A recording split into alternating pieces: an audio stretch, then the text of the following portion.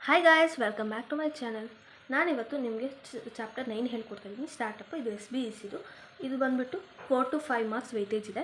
Introduction ಬಂದುಬಿಟ್ಟು startup action plan policy ಇರ್ತಲ್ಲ, ಅದು ಲಾಂಚ್ ಆಗಿದ್ದು 16/1/16 ಅನೌನ್ಸ್ ಆಗಿದ್ದು 15/8/15. ಬೇಸಿಕಲಿ ಸ್ಟಾರ್ಟಪ್ ಅಂತ ಅಂದರೆ ಏನಾದರೂ ಒಂದು ಇನೋವೇಟಿವ್ ಪ್ರಾಡಕ್ಟ್ನ ಮಾರ್ಕೆಟಿಗೆ ತರುವಂಥದ್ದು.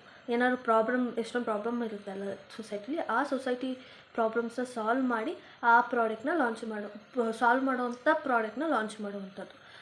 ಇವಾಗ ಇದನ್ನು ಮ್ಯಾನೇಜ್ ಮಾಡೋದು ಬಂದುಬಿಟ್ಟು DPIIT ಅಂತ, department of promotion of industry internal trade ಅಂತ ಇದು ಮ್ಯಾನೇಜ್ ಮಾಡುತ್ತೆ. ಕ್ರೈಟೀರಿಯಾ ನೋಡೋಣ. Criteria to be recognise as a startup ಆಗೋ criteria to be recognise as startup by DPIITಯಿಂದ ರೆಕಗ್ನೈಸ್ ಆಗಬೇಕು. ಮತ್ತು ಏಜು ಮೋರ್ ದ್ಯಾನ್ 10 years ಇರಬೇಕು. ಫ್ರಮ್ ಡೇಟ್ ಆಫ್ ಇನ್ಕಾರ್ಪೊರೇಷನಿಂದ ಟರ್ನೋವರು ಮೋರ್ ದೆನ್ 100 crores ಇರಬೇಕು annually. Types of entity private company, LLP ಮತ್ತು register partnership firm ಅಂತ ಆದರೂ ಆಗಿರ್ಬೋದು, ಯಾರು ಬೇಕಂದ್ರೂ ಆಗಿರ್ಬೋದು. The entity should be original entity, ಅದು ಒರಿಜಿನಲ್ ಎಂಟಿಟಿ ಆಗಿರಬೇಕು. Not created by reconstructing such as merger demerger, ಆ ಥರ ಎಲ್ಲ ಆಗಿರಬಾರ್ದು, ಒರಿಜಿನಲ್ ಎಂಟಿಟಿ ಆಗಿರಬೇಕು. The business should be innovative in terms of product ಅಥವಾ ಪ್ರೋಸೆಸ್ ಅಥವಾ ಸರ್ವೀಸ್, ಯಾವುದಾದ್ರಲ್ಲೂ ಇನೋವೇಟಿವ್ ಆಗಿರಬೇಕು. Must be able to generate wealth and ಎಂಪ್ಲಾಯ್ಮೆಂಟ್ನ ಮತ್ತು ವೆಲ್ತ್ನ ಅವರು ಜನರೇಟ್ ಮಾಡೋ ಅಂಥದ್ದಾಗಿರಬೇಕು. ನೆಕ್ಸ್ಟು ನಿಮ್ಗಾಗಲೇ ನಾನು ಹೇಳಿದೆ, DPIIT ರೆಕಗ್ನೈಸ್ ಮಾಡಿದ ಸ್ಟಾರ್ಟಪ್ಸ್ ಮಾತ್ರ ಅದನ್ನು ಸ್ಟಾರ್ಟಪ್ಸ್ ಅಂತ ಕರೀತಾರೆ. ರೆಕಗ್ನೈಸ್ ಮಾಡಿದ ಮಾತ್ರ ಸ್ಟಾರ್ಟಪ್ಸ್ ಅಂತ ಕರೀತಾರೆ. So process to register with DPIIT ಹೆಂಗೆ ಅಂದರೆ, go to website or application to DPIIT ಹಾಕ್ಬೋದು ನೀವು. Submit the application along with certificate of incorporation company ಅಥವಾ LLP ಆಗಿದ್ದರೆ, ಅಥವಾ certificate of registration partnership firm ಆಗಿದ್ದರೆ. ಓಕೆನಾ. Write a explanation how our business is innovative, ನಿಮ್ಮ ಬಿಸ್ನೆಸ್ ಹೇಗೆ innovative ಅಂತ ಒಂದು ಎಕ್ಸ್ಪ್ಲನೇಷನ್ ಬರೀಬೇಕಾಗುತ್ತೆ. ಮತ್ತು ನೀವು ಹೇಗೆ ಜನ್ರೇಟ್ ಮಾಡ್ತೀರಾ ವೆಲ್ತ್ ಮತ್ತು ಎಂಪ್ಲಾಯ್ಮೆಂಟ್ನ ಅಂತಲೂ ನೀವು ಅಲ್ಲಿ ನೀಟಾಗಿ ಎಕ್ಸ್ಪ್ಲೇನ್ ಮಾಡಿ ಬರೀಬೇಕಾಗುತ್ತೆ. Next DPIIT either recognise the entity as a startup or reject with the reason ಇಟ್ಕೊಂಡು ರಿಜೆಕ್ಟ್ ಮಾಡ್ತಾರೆ, ಇಲ್ಲ ಅಂದರೆ ರೆಕಗ್ನೈಸ್ ಮಾಡ್ತಾರೆ. ನಾವು ನೆಕ್ಸ್ಟ್ ನೋಡೋದಾದರೆ benefit to startup action plan.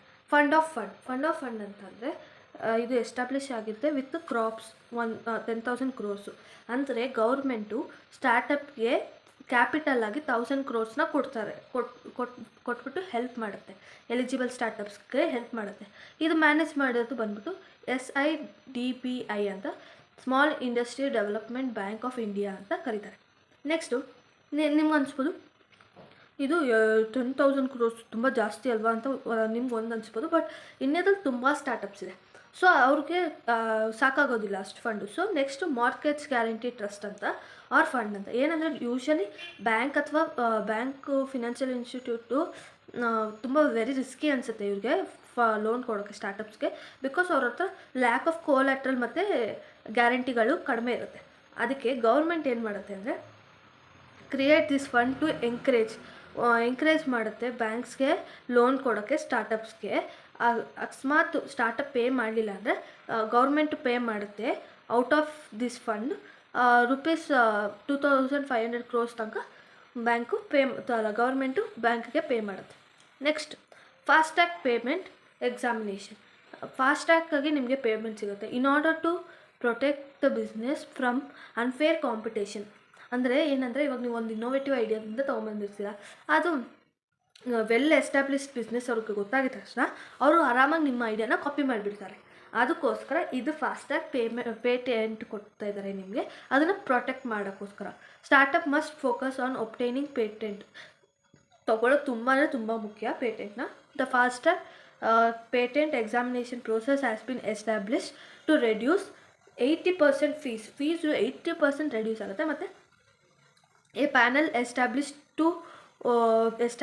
who will support the startup in entire process. ಒಂದು panel entire process of startup ಪ್ರೋಸೆಸ್ಸಲ್ಲೂ help ಮಾಡುತ್ತೆ.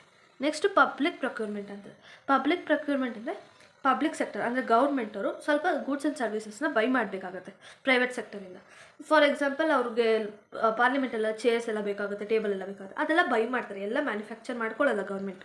ಅದನ್ನು ಮ್ಯಾನುಫ್ಯಾಕ್ಚರ್ ಮಾಡ್ಕೊಳ್ಳಲ್ಲ ಅಲ್ವಾ, ಅದನ್ನು ಬೈ ಮಾಡೋಕ್ಕೆ ಅವರು ಮುಂಚೆ ಏನಂತಂದರೆ ಏನು ದುಡ್ಡು ಯೂಸ್ ಮಾಡ್ತಾರೆ ಯೂಶ್ವಲಿ ಅದನ್ನೆಲ್ಲ ಬೈ ಮಾಡೋಕ್ಕೆ, ನಾವು ಟ್ಯಾಕ್ಸ್ ಕಟ್ಟಿರ್ತೀವಲ್ಲ ಆ ದುಡ್ಡು ಯೂಸ್ ಮಾಡ್ತಾರೆ. ಆ ದುಡ್ಡನ್ನ ಯೂಸ್ ಮಾಡಬೇಕಾದ್ರೆ ಅದು ಅನ್ನೆಸೆಸರಿ ವೇಸ್ಟೇಜ್ ಆಗಬಾರ್ದು ಅನ್ನೋ ಇದಕ್ಕೋಸ್ಕರ ಹೈಲಿ ಟರ್ನ್ ಓವರ್ ಮತ್ತು ಎಕ್ಸ್ಪೀರಿಯನ್ಸ್ ಇರೋ ಕಂಪ್ನಿ ಹತ್ರ ಮಾತ್ರ ಅವರು ಪರ್ಚೇಸ್ ಮಾಡ್ತಿದ್ರು ಮುಂಚೆ. ಬಟ್ ಒಂದು ಕಡೆ ಅವರೇ ಬೇರೆ ಬ್ಯಾಂಕ್ಗೆ ಎಲ್ಲ ದುಡ್ಡು ಕೊಡಿ ಅಂತ ಹೇಳೋದು ಮತ್ತು ಜನಗಳಿಗೆ ಪರ್ಚೇಸ್ ಮಾಡಿ ಅಂತ ಹೇಳಿ ಅವರೇ ಮಾಡದೇ ಇದ್ದರೆ ಹೇಗೆ ಅಲ್ವಾ, ಇದು ಡಬಲ್ ಸ್ಟ್ಯಾಂಡರ್ಡ್ ಆಗಿಬಿಡುತ್ತಲ್ಲ. ಸೊ ಅದರಿಂದ ಈ ಕಂಡೀಷನ್ನ ರಿಲ್ಯಾಕ್ಸ್ಡ್ ಮಾಡಿ ಮತ್ತು ಇವಾಗ ಗೌರ್ಮೆಂಟು ಪರ್ಚೇಸ್ ಮಾಡುತ್ತೆ goods and services from startup ಮತ್ತು medium and small ಬಿಸ್ನೆಸ್ಸಿಂದ.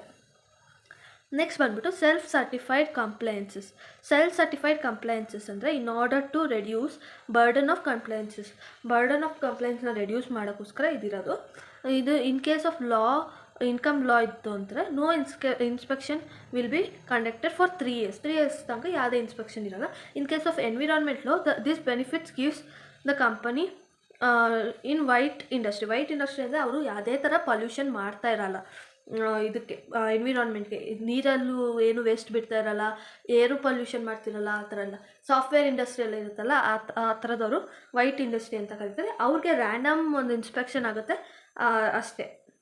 Annual fest will be conducted twice in a year. Annual fest ಅಂತಂದರೆ ಅಲ್ಲಿ ಎಲ್ಲ ಫೌಂಡರ್ಸು ಅವರೆಲ್ಲ ಇನ್ವೈಟ್ ಆಗಿರ್ತಾರೆ ಮತ್ತು ನಿಮ್ಮ ಸ್ಟಾರ್ಟಪ್ ಪ್ಲ್ಯಾನ್ ಡೆಮೋ ಎಲ್ಲ ಕೊಡ್ತೀರಾ ನಿಮ್ಮ ಪ್ರಾಡಕ್ಟ್ ಬಗ್ಗೆ.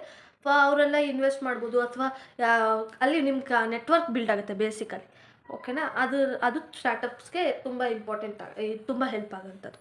Fast track winding up process is applicable where if can be closed in a 90 days. Usually startups ಇರ್ತಲ್ಲ ಅದರೊಳಗೆ 90% ಫೇಲ್ ಆಗುತ್ತೆ, ಇನ್ನು 10% ಎಲ್ಲೋ ಸಕ್ಸಸ್ ಬರುತ್ತೆ. ಆವಾಗ ನೀವು ಫೇಲ್ ಆಗ್ತಿದೆ ಅಂತ ಗೊತ್ತಿದ್ದು ನಿಮ್ಗೆ ತುಂಬ ಟೈಮ್ ವೈಂಡಿಂಗ್ ಅಪ್ಪಿಗೆ ತೊಗೊಂಡ್ರೆ ಆವಾಗ ನಿಮ್ಗೆ ಲಾಸ್ ಆಗುತ್ತೆ ಜಾಸ್ತಿ.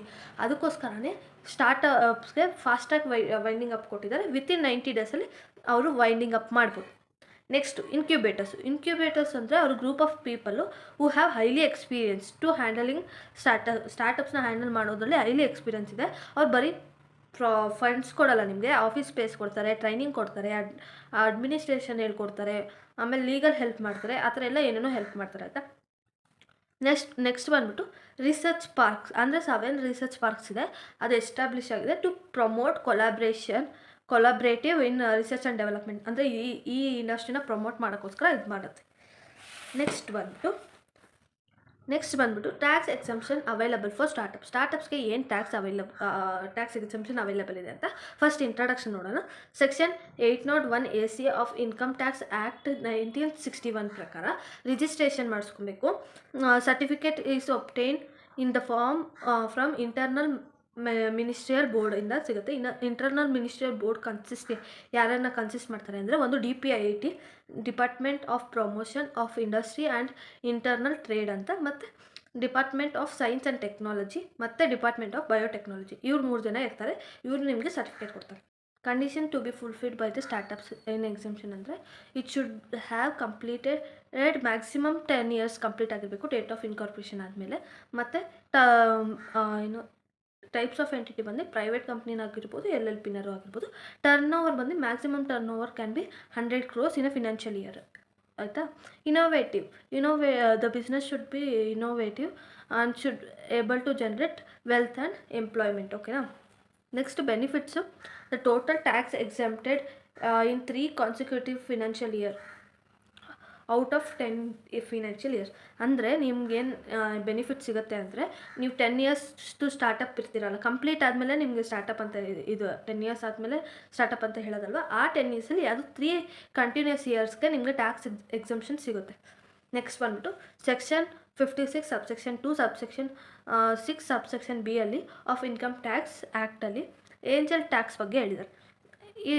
ಇನ್ ಕೇಸ್ ಕಂಪನಿ ಯಾವುದಾದ್ರು normal company other than startups ಅವರು ಶೇರ್ಸ್ನ ಇಶ್ಯೂ ಮಾಡಬೇಕಾದ್ರೆ ಮಾರ್ಕೆಟ್ ವ್ಯಾಲ್ಯೂಗಿಂತ ಜಾಸ್ತಿ ಪ್ರೀಮಿಯಮಲ್ಲಿ ಇಶ್ಯೂ ಮಾಡಿದ್ರು ಅವ್ರ ಶೇರ್ಸ್ನ ಅಂದರೆ, ಇವಾಗ for example 10 rupees market value ಇತ್ತು ಅಂದರೆ 12 rupeesಗೆ ಅವ್ರು ಇಶ್ಯೂ ಮಾಡಿದ್ರು ಅಂದರೆ ಆ 2 rupeesಗೆ ಅವರು ಟ್ಯಾಕ್ಸ್ ಕಟ್ಟಬೇಕಾಗತ್ತೆ ನಾರ್ಮಲ್ ಕಂಪ್ನಿಗಳು.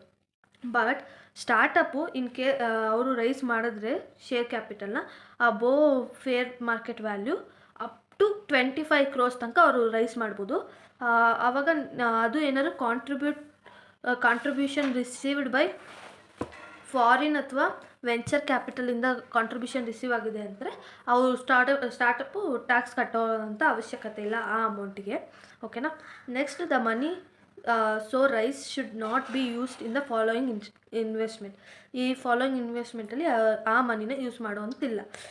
ಯಾವುದು ಅಂದರೆ ರೆಸಿಡೆಂಟಲ್ ಪ್ರಾಪರ್ಟಿನ ಬೈ ಮಾಡೋಂಗಿಲ್ಲ unless ordinary course of business ಆಗಿದೆ.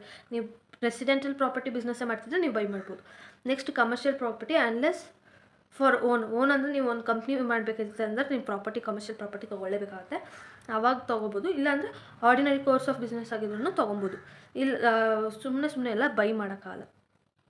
ಆಮೇಲೆ jewellery unless stock in trade ಆಗಿದ್ದರೆ, ಮತ್ತು loan in advance to other startups. ನೀವು ಬೇರೆ ಅಡ್ವಾನ್ಸ್ ಸ್ಟಾರ್ಟಪ್ ಲೋನ್ನ ಕೊಡೋಕ್ಕೆ ಅಡ್ವಾನ್ಸ್ ಆಗಿ ಬೇರೆ ಸ್ಟಾರ್ಟಪ್ಗೆ ಕೊಡೋ ಹಾಗಿಲ್ಲ. ಮತ್ತು investment in security of other ಸ್ಟಾರ್ಟಪ್ಸ್ದು ಸೆಕ್ಯೂರಿಟಿಯಲ್ಲೂ ನೀವು ಇನ್ವೆಸ್ಟ್ ಮಾಡೋ ಹಾಗಿಲ್ಲ. ನೆಕ್ಸ್ಟ್, ಮತ್ತು ಮೋಟರ್ ವೆಹಿಕಲು, ಇದು ನೀವು other than business purpose use ಮಾಡೋಂಗಿದ್ರೆ ಅದು ಮೋರ್ ದ್ಯಾನ್ 10 lakhs ಹೋಗಬಾರ್ದು. ಬಿಸ್ನೆಸ್ ಪರ್ಪಸ್ಗೆ ಯೂಸ್ ಮಾಡೋದಿದ್ರೆ ನಿಮ್ಮದು ಮೋಟರ್ ವೆಹಿಕಲ್ದೇ ಬಿಸ್ನೆಸ್ ಇತ್ತು ಅಂದರೆ ನೀವು ಅದು ಯಾವ ವ್ಯಾಲ್ಯೂ ತನಕನಾದ್ರು ನೀವು ತೊಗೊಳ್ಬೋದು, ಎಷ್ಟೇ ವ್ಯಾಲ್ಯೂ ಆದರೂ ನೀವು ತೊಗೊಳ್ಬೋದು. ಅದರ್ ದ್ಯಾನ್ ಬಿಸ್ನೆಸ್ ಅಂತ ಅಂದರೆ ನೀವು 10 lakhs ಅಷ್ಟೇ ಇನ್ವೆಸ್ಟ್ ಮಾಡೋಕ್ಕೆ. ಅದರ್ ದ್ಯಾನ್ ಇನ್ವೆಸ್ಟ್ಮೆಂಟ್ ಇದೆ ಆಯಿತಾ. ಓಕೆ, ನೋಟ್ ಇದೆ ಆಯಿತಾ. ಇಲ್ಲಿ ಏನಂತ ಅಂದರೆ the above investment cannot be made for the period of 7 years. 7 years ತನಕ ಅಬೋವ್ ಇನ್ವೆಸ್ಟ್ಮೆಂಟ್ ಮಾಡೋಂಗಿಲ್ಲ from the end of the financial year ಆಯಿತಾ. ಬೇಕಿದ್ದರೆ ಆಫ್ಟರ್ 7 years ಇನ್ನೂ ಮಿಕ್ಕಿದ್ರೆ ದುಡ್ಡು ಅದನ್ನು ಇನ್ವೆಸ್ಟ್ ಮಾಡ್ಬೋದು ಆವಾಗ. ಓಕೆನಾ. ಅಕಸ್ಮಾತ್ ಏನಾದ್ರು ನೀವು ಈ ಎಕ್ಸಂಪ್ಷನ್ನ ಅದಕ್ಕೆ ಯೂಸ್ ಮಾಡಿದ್ರಿ ಅಂದರೆ ಅದು ರಿವೋಕ್ ಆಗುತ್ತೆ. ಮತ್ತು ನೀವು ಒಪ್ಟೈನ್ ಮಾಡ್ತೀರಾ certificate from internal ministry board in form 2 for exemption under this section. ಓಕೆನಾ.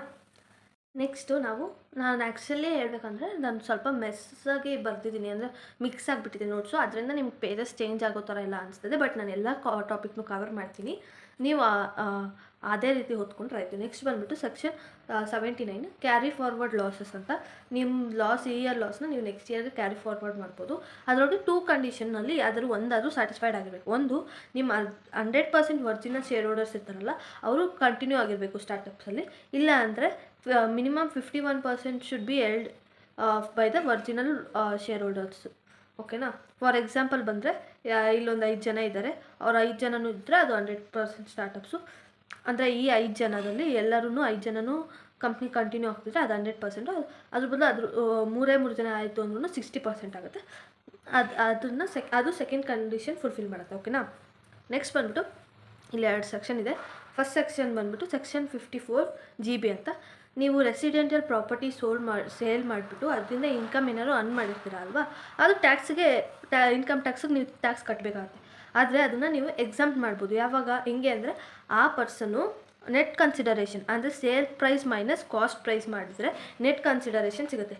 ಅದನ್ನು ಯಾವ್ದಾದ್ರು ಸ್ಟಾರ್ಟಪ್ ಮೇಲೆ ಇನ್ವೆಸ್ಟ್ ಮಾಡಬೇಕು.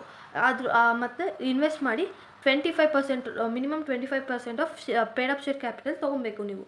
ಅದು ಯಾವ ಥರ ಸ್ಟಾರ್ಟಪ್ಸ್ನಲ್ಲಿ ಇನ್ವೆಸ್ಟ್ ಮಾಡಬೇಕು, DPIIT ರೆಕಗ್ನೈಸ್ ಮಾಡಿರೋ ಸ್ಟಾರ್ಟಪ್ಸ್ ಮೇಲೆ ಅಷ್ಟೇ ನೀವು ಇನ್ವೆಸ್ಟ್ ಮಾಡಿದರೆ ನಿಮಗೆ ಅಲ್ಲಿ ಎಕ್ಸಂಪ್ಷನ್ ಸಿಗುತ್ತೆ ಇನ್ಕಮ್ ಟ್ಯಾಕ್ಸ್ ಕಡೆಯಿಂದ. ನೆಕ್ಸ್ಟ್ ಬಂದುಬಿಟ್ಟು ಸೆಕ್ಷನ್ 54 EE ಅಂತ. ಇದೇನಂತಂದರೆ ಲಾಂಗ್ ಟರ್ಮ್ ಕ್ಯಾಪಿಟಲ್ ಗೇನ್ ಅಂದರೆ capital asset minus long term asset ಮತ್ತು ಆ profit through such asset is known as capital gain. ಓಕೆನಾ.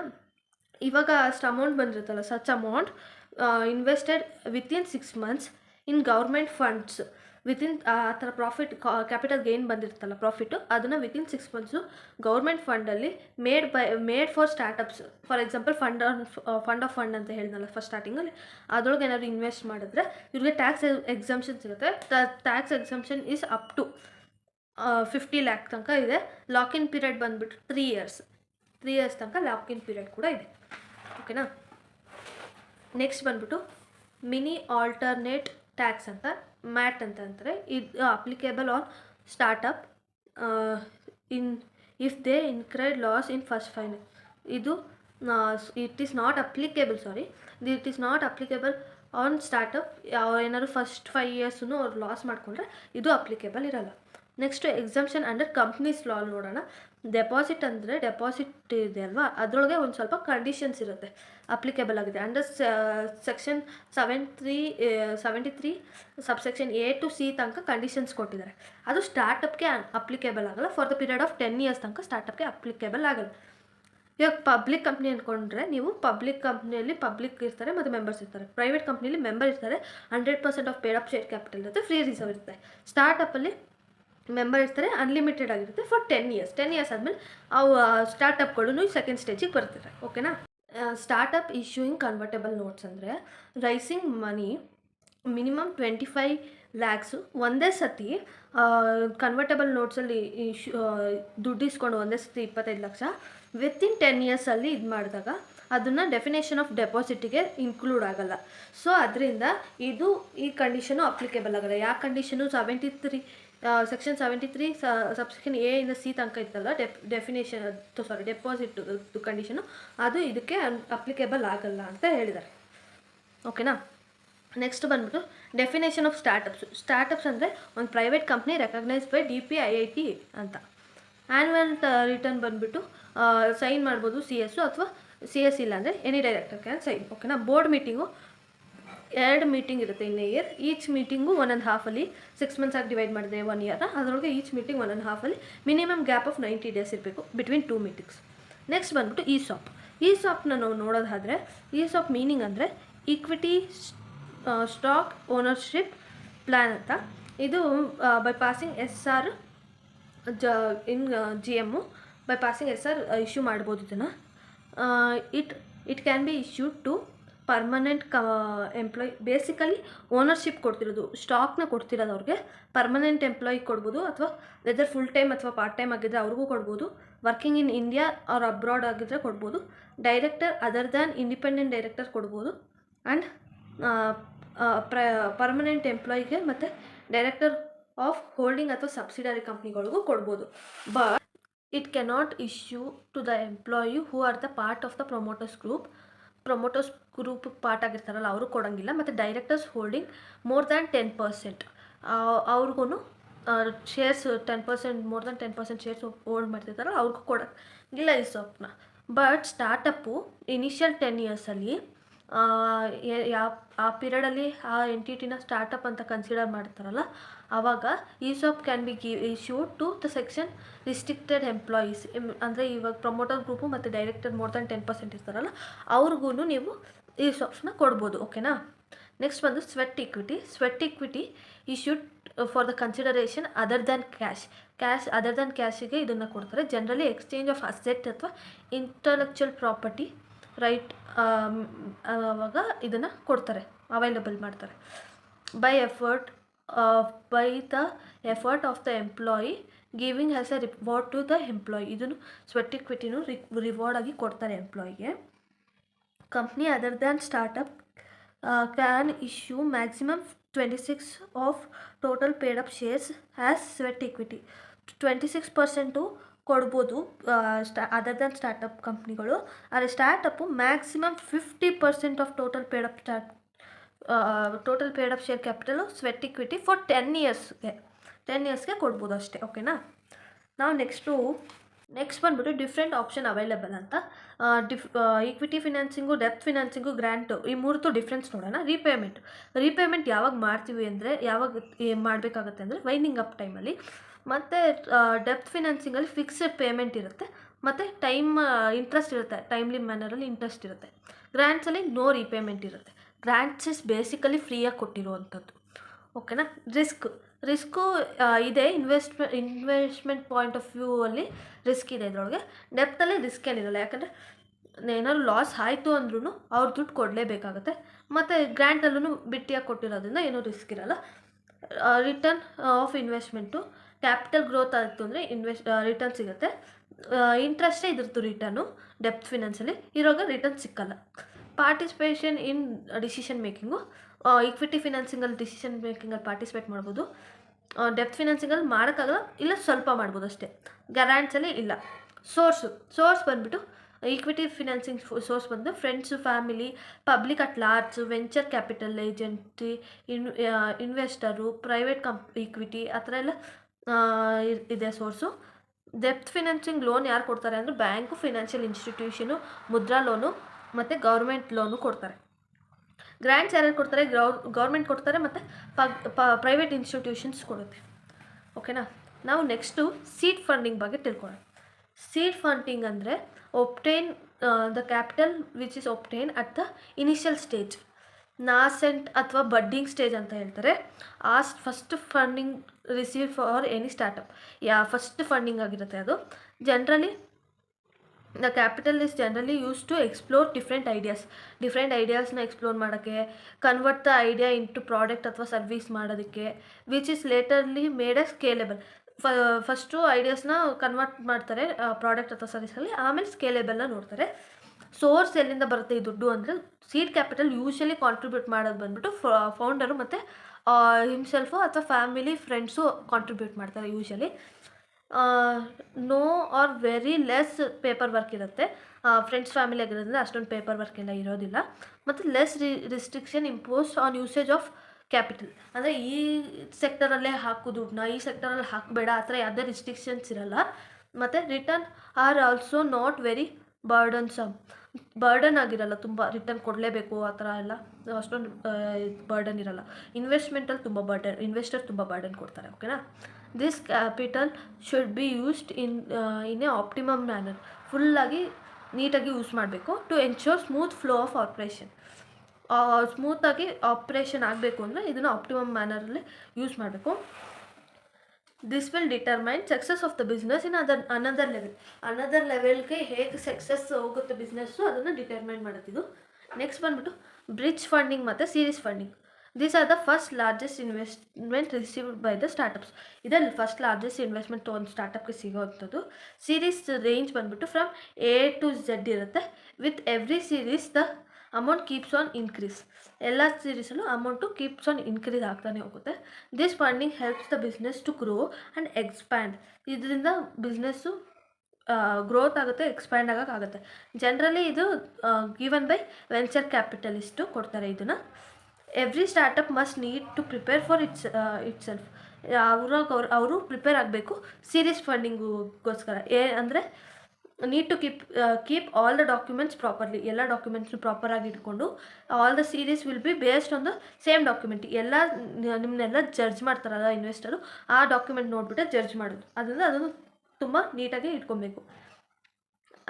The following points can be kept in the mind while raising a series funding. ಇಲ್ಲಿ ಕೆಳಗಡೆ ಒಂದಷ್ಟು points ಇದೆ, ಅದನ್ನು ನೀವು ಮೈಂಡಲ್ಲಿ ಇಟ್ಕೊಬೋದು ಸೀರೀಸ್ ಫಂಡಿಂಗ್ಸ್ ಇದು ಮಾಡ್ಬೇಕಾರೆ. ಇದು ನಿಮಗೆ ಸೀರೀಸ್ ಫಂಡಿಂಗಿಗೂ ಆಗುತ್ತೆ, ಇದು ನಿಮಗೆ ಸೀರೀಸ್ ಫಂಡಿಂಗಿಗೆ ಹೆಲ್ಪ್ ಮಾಡುತ್ತೆ. Startup must be aware about it's market position ಬಗ್ಗೆ ಗೊತ್ತಿರಬೇಕು. ಅವರು ಎಷ್ಟು ದುಡ್ಡಿಗೆ ಬೆಲೆ ಬಾರ್ತಾರೆ ಅಂತ. ಅಕಸ್ಮಾತ್ ನೀವು 1 crore ರೂಪೀಸ್ಗೆ ಬೆಲೆ ಬಾಳೋದಾದರೆ ನೀವು 60 lakhsಗೆ ಏನಾದ್ರು ಬೈ ಮಿಸ್ಟಾಗಿ ಒಪ್ಕೊಂಬಂದ್ಬಿಟ್ರೆ ನಿಮಗೆ ಲಾಸ್ ಆಗುತ್ತೆ. ಸೊ ಆದ್ದರಿಂದ ನಿಮ್ಗೆ ಗೊತ್ತಿರಬೇಕು. ಮತ್ತು ನಿಮ್ಮದು ಯೂನಿಕ್ ಫೀಚರ್, ಕಂಪ್ನಿದು ಯೂನಿಕ್ ಫೀಚರ್ ಗೊತ್ತಿರಬೇಕು, ಸ್ಟ್ರೆಂತ್ಸ್ ಎಲ್ಲ ಗೊತ್ತಿರಬೇಕು. Know the standard market practice. ಎಲ್ಲ ಸ್ಟ್ಯಾಂಡರ್ಡ್ ಮಾರ್ಕೆಟ್ ಪ್ರಾಕ್ಟೀಸ್ ಬಗ್ಗೆ ಎಲ್ಲ ನಿಮ್ಗೆ ಗೊತ್ತಿರಬೇಕು. Approach various investor through friends and family, extend the network. Friends and family through approach ಮಾಡಿ ನಿಮ್ಮ ನೆಟ್ವರ್ಕ್ನ ಜಾಸ್ತಿ ಮಾಡ್ಕೊಬೇಕು. ಮತ್ತು raise 10 to 15 extra than the budget. ನೀವು ಬಜೆಟ್ ಎಷ್ಟು ಇಟ್ಕೊಂಡಿದ್ದೀರ ಅಂದರೆ ಅದಕ್ಕಿಂತ ಜಾಸ್ತಿ ಕೇಳಬೇಕು. ಆವಾಗ ನೆಗೋಷಿಯೇಟ್ ಮಾಡ್ತಾರಲ್ಲ, ಆವಾಗ ನಿಮ್ಗೆ ಕಡಿಮೆನೇ ಬರುತ್ತೆ. Document should be maintain properly. Present the pitch before the investor at your lowest priority and obtain the feedback. ಅಂದರೆ ನೀವು ಒಂದು ಇದು ಮಾಡಬೇಕು, ಸೀರೀಸ್ ಫಂಡಿಂಗ್ ಮಾಡಬೇಕಾದ್ರೆ ನೀವು ಒಂದಷ್ಟು ಇನ್ವೆಸ್ಟರ್ನ ಮೀಟ್ ಮಾಡಿರಬೇಕು. ನೀವು ಅಂದರೆ ಮೀಟ್ ಮಾಡಬೇಕು ಅಂತ ಲಿಸ್ಟ್ ಬರ್ಕೊಂಡಿರಬೇಕು. ಅದ್ರೊಳಗೆ ನಿಮ್ಮದು ಲೋಯೆಸ್ಟ್ ಪ್ರಯಾರಿಟಿ ಇರುತ್ತಲ್ಲ, ಆ ಇನ್ವೆಸ್ಟರ್ನ ಫಸ್ಟ್ ಹೋಗಿ ಮೀಟ್ ಮಾಡಿ ಅವ್ರ ಹತ್ರ ಎಲ್ಲ ಫೀಡ್ಬ್ಯಾಕ್ ಎಲ್ಲ ತೊಗೊಳ್ಬೇಕು. ಫೀಡ್ಬ್ಯಾಕ್ ಎಲ್ಲ ತೊಗೊಂಡಾದ್ಮೇಲೆ ಅಂದರೆ ನೀವು ಇಂಪ್ರೂವ್ ಆಗ್ತಾ ಹೋಗ್ತೀರಾ ಒಂದೊಂದಕ್ಕೆ. ಅವಾಗ ನಿಮಗೆ ಬೆಸ್ಟು, ನೀವು ಯಾರ ಹತ್ರ ಎಕ್ಸ್ಪೆಕ್ಟ್ ಮಾಡ್ತಿದ್ದೀರಾ, ಬೆಸ್ಟ್ ಇನ್ವೆಸ್ಟರ್ ಹತ್ರ ನಿಮ್ಗೆ ಆಲ್ರೆಡಿ ಎಕ್ಸ್ಪೀರಿಯನ್ಸ್ ಆಗಿರೋದ್ರಿಂದ ಇನ್ನೂ ಚೆನ್ನಾಗಿ ಮಾತಾಡ್ತೀರಾ. ಓಕೆನಾ. Next equity financing.